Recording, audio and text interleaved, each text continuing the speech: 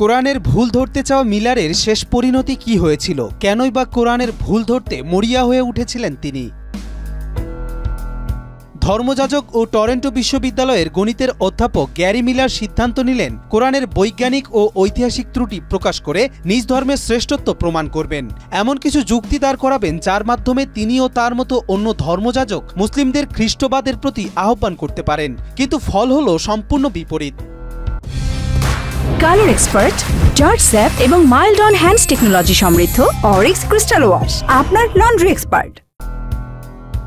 একসময় কোরআনের কাছে আত্মসমর্পণ করলেন তিনি। গ্যারি মিলারের লেখা ছিল খুবই ন্যায়ানুগ এবং মন্তব্যগুলো ছিল ইতিবাচক। এমনকি কোরআনের বিষয়ে বহু মুসলিমের তুলনায় তার লেখা উন্নত মানের। দীর্ঘ অনুসন্ধান ও গবেষণার পর তিনি বুঝতে পারেন কোরআন কোনো মানুষের সৃষ্ট নয়।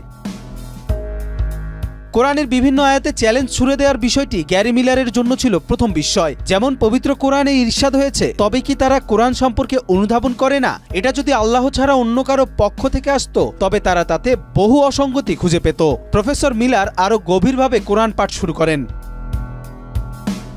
মিলারের ভাষায় কোরআনের বিস্ময়কর প্রথম দিক ছিল নির্ভুল লেখনী, যা কোনো মানুষের পক্ষে কোনোভাবেই সম্ভব নয়। কোরআনে মুহাম্মদ সাল্লাল্লাহু আলাইহি সাল্লামের ব্যক্তিগত জীবন সম্পর্কে কিছুই ছিল না, বরং তার প্রেক্ষিতে বাইবেলে যাকে ডাকা হয়েছে মাদার মেরি, তার কথা এসেছে বহুবার, এবং বাইবেলে তাকে যে সম্মান দেওয়া হয়েছে তার থেকে কয়েক গুণ সম্মান কোরআন তাকে দিয়েছেন।